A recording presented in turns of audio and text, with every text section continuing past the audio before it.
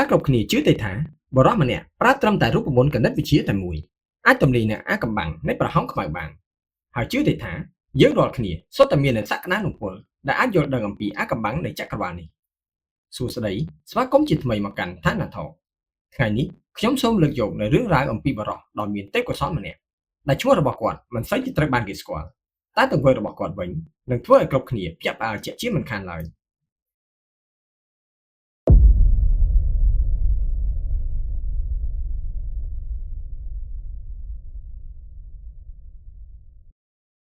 កាលពីឆ្នាំ1887ទារកដែលមានឈ្មោះថាស្រីមីវ៉ាសារ៉ាម៉ានូចានបានប្រសូតក្នុងស្រុកដ៏ក្រីក្រមួយនាភាគខាងត្បូងប្រទេសឥណ្ឌាជាធម្មតាប្រជាជនដែលកើតក្នុងគ្រួសារក្រីក្របែបនេះតែងតែប្រើជីវិតរស់នៅយ៉ាងសាមញ្ញពេញមួយជីវិតរបស់ពួកគេតែក្មេងប្រុសនេះហាក់បីដូចជាត្រូវបានជ្រើសរើសដោយអាទិទេពដែលក្នុងមួយជីវិតដ៏ខ្លីរបស់គាត់បានបញ្ចេញនូវសមត្ថភាពដ៏អស្ចារ្យបំផុតស្ថិតក្នុងវ័យកុមារនៅពេលដែលរ៉ាម៉ានូចានកំពុងតែសិក្សាថ្នាក់អនុវិទ្យាល័យគាត់បានជួបជជែកជាមួយបរិសុទ្ធពីរនាក់ដែលជាភ្ញៀវម្លេងផ្ទះពួកគេក៏ជានិស្សិតនៃសាកលវិទ្យាល័យរបស់រដ្ឋមួយផងដែរវាជាគ្រាដំបូងបង្អស់ដែលរ៉ាម៉ានូចានបានស្គាល់អំពីគណិតវិទ្យានិងមានការចាប់អារម្មណ៍យ៉ាងខ្លាំងចំពោះមុខវិជ្ជាមួយនេះហើយបរិសុទ្ធទាំងពីរនាក់នេះក៏បានក្លាយជាគ្រូគណិតវិទ្យាដំបូងបង្អស់របស់គាត់នៅអាយុ11ឆ្នាំរ៉ាម៉ានូចានអាចក្តាប់បានទាំងអស់ទៅលើមុខវិជ្ជាគណិតសាស្ត្រជាន់ខ្ពស់នៅថ្នាក់ឧត្តមសិក្សាបរិសុទ្ធជានិស្សិតទាំងពីរនាក់ដោយគិតថាมันអាចបង្រៀនគាត់ឲ្យលើនេះទៀតបានដូចនេះពួកគេក៏សម្រេចចិត្តប្រគល់ឲ្យរ៉ាម៉ានូចាននៅសិភៅត្រីកោណមានកម្រិតខ្ពស់មួយក្បាលដើម្បីស្វែងសិក្សាស្រាវជ្រាវបន្តដោយការយកចិត្តទុកដាក់រយៈពេលត្រឹមតែ2ឆ្នាំគឺនៅពេលដែលរ៉ាម៉ានូចានមានអាយុ13ឆ្នាំគាត់មិនត្រឹមតែក្តាប់បានយ៉ាងច្បាស់លាស់ហើយថែមទាំងអាចបង្កើតនូវរូបមន្តដែលកាន់តែមានភាពស្មុគស្មាញជាច្រើនថែមទៀតនៅអាយុ16ឆ្នាំរ៉ាម៉ានូចានទទួលបាននូវសិភៅណែនាំអំពីគណិតសាស្ត្រសុទ្ធមួយក្បាលទៀតដែលក្នុងនោះមានចងក្រងនូវរូបមន្តគណិតវិទ្យាចំនួន5000រូបមន្តហើយសិភៅមួយក្បាលនេះដូចជាកំណត់ទ្របដ៏វិសេសវិសាលនិងហាក់បីដូចជាបានចុចបើកនៅជីវចលរបស់គាត់ដូចនោះដែររ៉ាម៉ានូចានបានព្យាយាមយ៉ាងសកម្មក្នុងការស្រាវជ្រាវនិងបកស្រាយបញ្ជាក់ទៅលើរូបមន្តក្នុងសិភៅនេះទីបំផុតគាត់បានចំណាយពេលត្រឹមតែ1ឆ្នាំប៉ុណ្ណោះដើម្បីបកស្រាយបញ្ជាក់រូបមន្តទាំង5000នោះដោយប្រើប្រាស់នៅវិធីសាស្ត្រផ្ទាល់ខ្លួនរបស់គាត់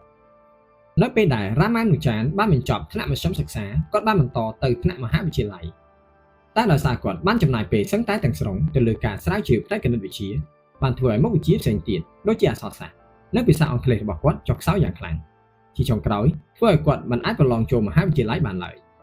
ក្រោយមករ៉ាម៉ានូចានបានបន្តការស្រាវជ្រាវផ្នែកគណិតវិទ្យាដោយឯករាជ្យនៅពេលនោះជីវភាពរបស់គាត់មានភាពខ្វះខាតយ៉ាងខ្លាំងដោយមានពេលខ្លះគាត់មិនអាចរកបានសូម្បីតែអាហារចម្អែតក្រពះហើយពីមួយថ្ងៃទៅមួយថ្ងៃរាងកាយរបស់គាត់ក៏ចុះខ្សោយជាលំដាប់ដោយគាត់ត្រឹមអាចរកចំណូលបានបន្តិចបន្តួចពីការបង្រៀនគួរដល់សិស្សដែលត្រៀមប្រឡងចូលមហាវិទ្យាល័យតែប៉ុណ្ណោះតែទោះបីជាជួបការលំបាកយ៉ាងណាក៏ដោយចុះក៏ពុំអាចធ្វើឲ្យអារម្មណ៍ដ៏ពុះពោទៅលើផ្នែកគណិតវិទ្យារបស់គាត់ធ្លាក់ចុះម្ដងណាឡើយក្រោយមកទៀតរ៉ាម៉ានូចានបានជួបលោករ៉ាម៉ាស្វាមីអាយ៉ឺដែលជាប្រធានសមាគមគណិតសាស្ត្រការជំនាន់នោះរ៉ាម៉ានូចានក៏បានបើកបង្ហាញលោកអាយ៉ឺនៅសិភៅស្រាវជ្រាវគណិតវិទ្យាប្រចាំថ្ងៃរបស់ខ្លួនក្រោយពីមើលហើយលោកអាយ៉ឺមានការភ្ញាក់ផ្អើលយ៉ាងខ្លាំងនៅអ្វីដែលលោកបានឃើញហើយលោកក៏បានណែនាំរ៉ាម៉ានូចានឲ្យស្គាល់មិត្តភក្តិរបស់លោកដែលជាគណិតវិទូម្នាក់ដែលមានឈ្មោះរ៉ាម៉ាចន្ទារ៉ាវអូនៅគ្រាដំបូងលោករ៉ាអូមានការសង្ស័យទៅនឹងលទ្ធផលនៃការស្រាវជ្រាវរបស់រ៉ាម៉ានូចានដោយគិតថាវាប្រហែលពុំមែនជាស្នាដៃរបស់គាត់ឡើយព្រោះមានរូបមន្តជាច្រើនដែលរូបលោកមិនធ្លាប់បានឃើញពីមុនមកតែក្រោយពីការស្រាវបញ្ជាក់ឃើញថាវាសុទ្ធតែត្រឹមត្រូវទាំងអស់ដូចនេះលោករ៉ាអូក៏សម្រេចផ្ដល់ឱកាសការងារនៅមន្ទីរពន្ធដារដល់រ៉ាម៉ានូចានដើម្បីឲ្យគាត់អាចដោះស្រាយជីវភាពប្រចាំថ្ងៃនិងមានលទ្ធភាពបន្តការងារស្រាវជ្រាវរបស់គាត់ទៅមុខទៀតហើយវាក៏ជាពេលវេលាដំបូងដែលរ៉ាម៉ានូចានមិនបាច់អង្គុយស្រាវជ្រាវគណិតវិទ្យាដោយភាពអត់ឃ្លានទៀតដែរក្រោយមករ៉ាម៉ានូចានក៏បានបង្ហាញនូវសមត្ថភាពនិងទេពកោសល្យយ៉ាងលេចធ្លោក្នុងវិស័យមួយនេះដំបូងរ៉ាម៉ានូចានគាត់បានដាក់ចេញនូវរូបមន្តនៅលើទំព័រទស្សនាវដ្តីសមាគមគណិតវិទ្យាឥណ្ឌាដើម្បីទទួលបានបំណក់ស្រាយពីមហាជនក៏ប៉ុន្តែពេលវេលាកន្លងផុតទៅ6ខែក៏ពុំទទួលបាននូវវិធីដោះស្រាយណាមួយឡើយដូចនេះរ៉ាម៉ានូចានក៏បានបង្ហាញអំពីវិធីដោះស្រាយផ្ទាល់ខ្លួនរបស់គាត់ហើយរូបមន្តនេះក្រោយមកបានក្លាយជារូបមន្តគណិតវិទ្យាដ៏ល្បីល្បាញដែលត្រូវបានគេស្គាល់ថា Ramanujan Identity ដោយកិច្ចការស្រាវជ្រាវរបស់ Ramanujan កាន់តែស៊ីជម្រៅទៅវាបានធ្វើឲ្យគាត់កាន់តែមានភាពល្បីល្បាញខ្លាំងឡើង មនុស្សជាច្រើនបានផ្ដោតកំណត់ដល់គាត់ឲ្យធ្វើការវិវត្តខ្លួនទៅកាន់តែខ្ពស់ជាងនេះដូចជាការទំនាក់ទំនងទៅកាន់គណិតវិទូល្បីៗរបស់អង់គ្លេសជាដើមមិនយូរប៉ុន្មានរាមានុចានក៏បានសម្រេចផ្ញើនូវរូបមន្តគណិតវិទ្យាដែលគាត់បានរកឃើញជាច្រើនទៅកាន់គណិតវិទូល្បីៗប៉ុន្មានរូបនៃសាកលវិទ្យាល័យ Cambridge នៃចក្រភពអង់គ្លេសកាលជំនាន់នោះដែលមានដូចជាលោក Baker លោក Hobson និងលោក Hardy ជាដើមតែទោះបីយ៉ាងណានៅពេលនោះមានតែលោក Geoffrey Hardy មួយប៉ុណ្ណោះដែលចាប់អារម្មណ៍ចំពោះទេពកោសល្យរបស់យុវជនឥណ្ឌារូបនេះលោក Geoffrey Hardy បាននិយាយថា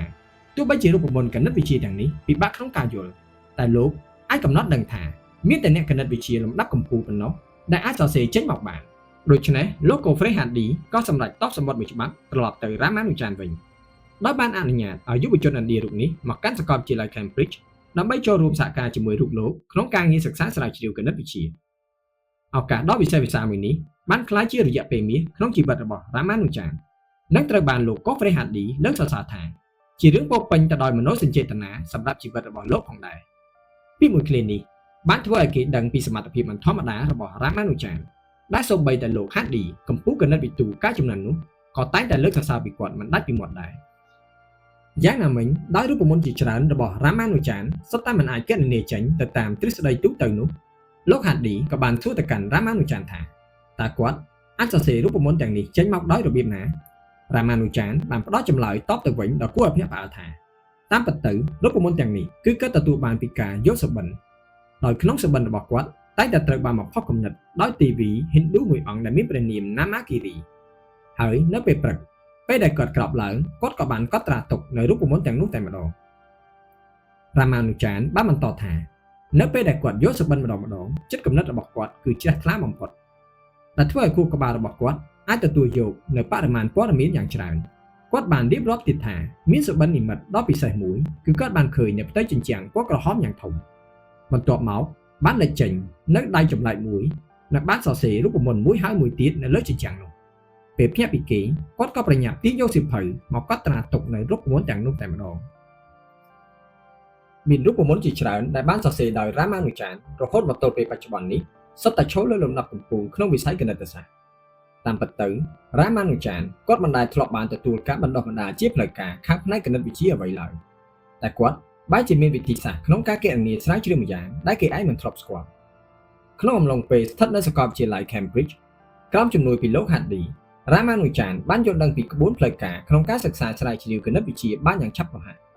និងបានធ្វើឲ្យគាត់ប្រែពីមនុស្សក្រៅអាជីពដែលងប់ងល់នឹងគណិតវិទ្យាក្លាយជាអ្នកជំនាញផ្នែកទ្រឹស្ដីគណិតវិទ្យាលំដាប់ពិភពលោក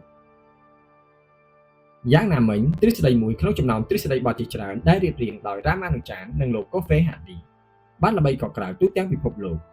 ដែលទ្រឹស្ដីមួយនេះវាបានផ្ដល់នូវការគណនាដ៏គួរឲ្យទុកចិត្តមួយសម្រាប់ការបំបែកលេខឬ integer partition ដែលវាជាក្តីកង្វល់ច្រើនសតវត្សរបស់ក្រុមអ្នកសិក្សាគណិតវិទ្យា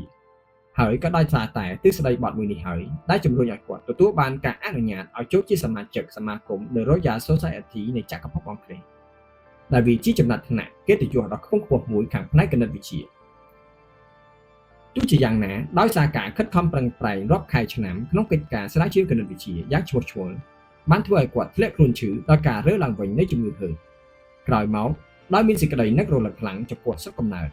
គាត់ក៏បានសម្រេចចិត្តវិលត្រឡប់ទៅកាន់ប្រទេសឥណ្ឌាវិញនិងនៅតែបន្តការងារស្រាវជ្រាវទាំងមានជំងឺជាប់ខ្លួនមួយឆ្នាំបន្ទាប់ពោលគឺក្នុងឆ្នាំ1930គាត់ក៏បានទទួលមរណភាពក្នុងវ័យ32ឆ្នាំGeoffrey Hardy ដែលជាគ្រូនិងជាមិត្តរបស់គាត់បានពោលសរសើររាមានុចានថាពួកយើងទាំងអស់គ្នាកំពុងតែរៀនគណិតវិទ្យាតែរាមានុចានវិញគឺកំពុងតែរកឃើញនិងបង្កើតគណិតវិទ្យាម្យ៉ាងវិញទៀតលោក Hardy បានសរសេរនៅតារាងវិតម្លៃមិនផ្លូវការមួយចំពោះសមត្ថភាពនៃគណិតវិទូនានាដែលគាត់បានឲ្យខ្លួនឯង25បន្ទុកគណិតវិទូលេចធ្លោម្នាក់ទៀតលោក John Endenser Littlewood 30បន្ទុកគណិតវិទូរួមចំនួនលោក David Hilbert 80បន្ទុកចំណែករាមានុចានវិញគាត់បានដាក់ឲ្យ100បន្ទុកពេញតែម្ដងមិនត្រឹមតែប៉ុណ្ណោះគាត់ថែមទាំងព្រៀបប្រដូចទេពកោសល្យរបស់រាមានុចានទៅនឹងកម្ពុជារូបវិទូ Leonhard Euler និងពោលថាបើសិនជារាមានុចានកើតក្នុងចំនួននោះវិញប្រហែលជាអាចលេចធ្លោជាងលោក Euler ទៀតក៏ថាបានរាមានុចានបានបន្សល់ទុកនៅសៀវភៅកំណត់ត្រាយ៉ាងក្រាស់ឃ្មឹកចំនួន3ក្បាលដែលក្នុងសៀវភៅទាំងនោះរួមមាន 4000 រូបមន្តដែលសុទ្ធសឹងតែសរសេរឡើងដោយសភាវគតិរូបមន្តក្នុងសៀវភៅមួយភាគធំគឺមិនមានការសម្រាយបញ្ជាក់នោះឡើយ តែក្រោយៗមកត្រូវបានបញ្ជាក់ថាពិតជាមានភាពត្រឹមត្រូវដូចជាក្នុងឆ្នាំ1973គណិតវិទូសញ្ជាតិ Basic លោក Pierre-Delin បានស្រាវបញ្ជាក់ពីសេចក្តីសន្និដ្ឋានមួយរបស់រាមានុចារ្យដែលបានលើកឡើងក្នុងឆ្នាំ1916ហើយលោកថែមទាំងទទួលបាននៅពានរង្វាន់ Fields Medal ក្នុងឆ្នាំ1978ទៀតផងគេអាចនិយាយបានថារាមានុចារ្យគឺជាកម្ពុជាគណិតវិទូដ៏លេចធ្លោបំផុតក្នុងរយៈពេល1000ឆ្នាំមកនេះដែលគណិតវិទ្យាដោយសភាវគតិរបស់គាត់នៅតែបន្តធ្វើឲ្យគណិតវិទូនេះពេលបច្ចុប្បន្នមានការងឿងឆ្ងល់ជាពន់ពេកក្នុងរយៈពេល100ឆ្នាំនៃមរណភាពរបស់គាត់គេនៅតែអាចបន្តកោះកកាយនៅអាកំបាំងនានាចេញពីសិភៅកំណត់ត្រារបស់គាត់ហើយទ្រឹស្ដីបទជាច្រើនដែលគាត់បានរកឃើញត្រូវបានគេយកមកប្រើប្រាស់ក្នុងវិស័យផ្សេងៗដែលគេពិបាកនឹងនឹកស្រមៃដល់ក្នុងចំនួននោះតួយ៉ាងក្រៅអំពីសមិទ្ធផលយ៉ាងច្រើនក្នុងវិស័យគណិតសាស្ត្រក៏នៅមានរបស់កំហើញដ៏មានតម្លៃក្នុងផ្នែកផ្សេងៗឯទៀតដូចជារូបវិទ្យាភាគល្អិត Statistical Mechanics វិទ្យាសាស្ត្រ Computer បច្ចេកវិទ្យាលេខកូដរួមទាំងផ្នែកបច្ចេកវិទ្យាលំហក៏សុទ្ធសឹងតែបានដើរតួនាទីយ៉ាងសំខាន់បំផុត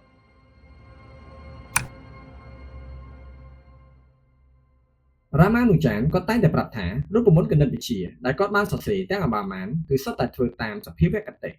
ឬទទួលបានពីការបំផុសគំនិតឬជា inspiration ដែលផ្ដល់ដោយអាទិទេព Namakari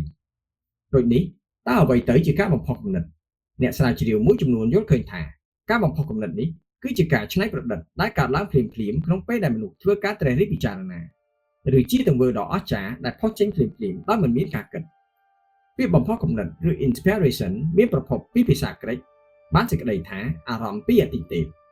ដូចនេះការបំផុសគំនិតឬ inspiration វាមិនកើតដោយឯងឬដោយការគិតតែក៏ប្រហែលជាកើតចេញពីបំណែកញាណនៃចក្រវាឡនេះតែម្ដងដូចជា Newton ដែលបានរកឃើញច្បាប់ទំនេរសកលដោយការប្រទះឃើញការធ្លាក់ចុះនៃផ្លែប៉ោមអាស៊ីម៉ែនទទួលបានការបំផុសគំនិតពេលដែលគាត់កំពុងងូតត្រាំក្នុងទឹកនិងឃើញពីសភាពអណ្ដែតដែលទាញទៅរកការកំណត់បានគោលការណ៍ជាមូលដ្ឋាននៃ static និង hydrostatic រីឯ Albert Einstein ផុសចេញនូវទំនាក់ទំនងរវាងអង្គធាតុនិងលំហកាលខណៈដែលគាត់សង្កេតឃើញគ្រាប់បាល់បោះរមៀលជុំវិញមាត់រង្វង់កន្ត្រកសំណាញ់បាល់ដូចទៅនឹងស្វែផែនដីដែលមានឥទ្ធិពលទៅលើលំហកាលដែលវានាំទៅរកការបង្កើតជាមូលដ្ឋាននៃទ្រឹស្ដីទំនាក់ទំនងសកលព្រមទាំងអ្នកប្រាជ្ញផ្សេងៗឯទៀតដែលបានដោះស្រាយនៅចម្ងល់ធំៗត្រឹមរយៈពេលដ៏ខ្លីតែតាមពិតទៅវាមិនមែនជាការច្នៃបង្កើតនៅរបស់ថ្មីអ្វីឡើយតែវាគ្រាន់តែជាការរកឃើញនៅរបស់ដែលគង់នៅជាធរមានស្រាប់ក្នុងចក្រវាឡនេះតែប៉ុណ្ណោះលោកនីកូឡាតេស្លាធ្លាប់ឆ្លើយតបចំពោះសំណួរដែលសួរលោកថាតើហេតុអ្វីបានជាលោកអាចរកឃើញនៅរបស់កំហើញនិងអាចសម្រេចបាននៅសមិទ្ធផលថ្មីៗប្លែកៗជាច្រើនលោកថាលោកក៏ដូចជាមនុស្សទូទៅដែរគឺមិនមានអ្វីពិសេសនោះឡើយ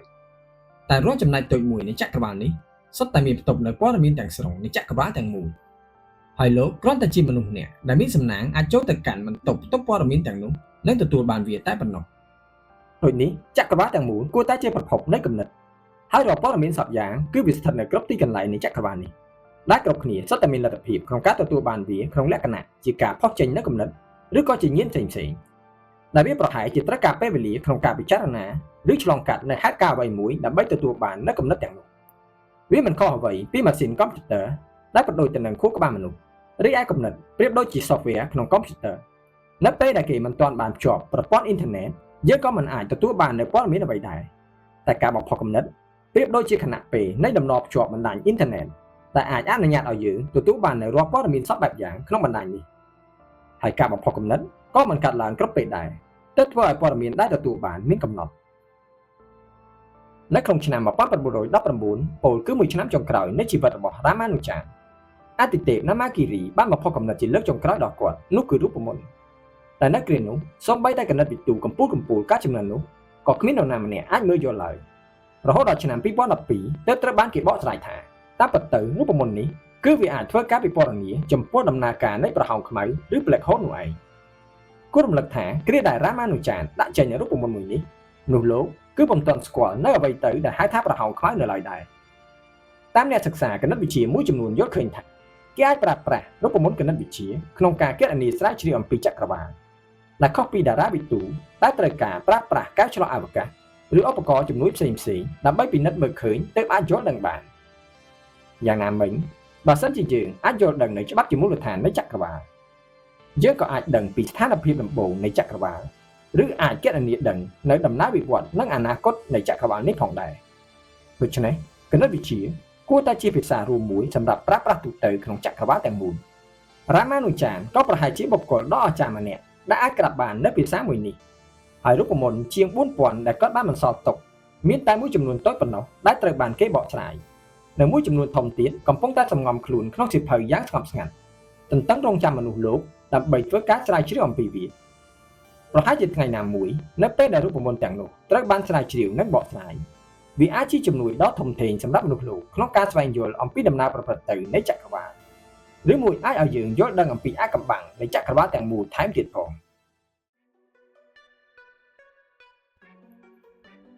ថ្ងៃនេះសូមធ្វើការចែករំលែកតែត្រឹមប៉ុណ្ណេះសង្ឃឹមថាបងប្អូននឹងចូលចិត្តនៅវីដេអូមួយនេះនិងកុំភ្លេចជួយ Subscribe នៅ Channel នេះផងជាចុងក្រោយសូមអរគុណនិងសូមជម្រាបលាជួបគ្នានៅវីដេអូក្រោយទៀត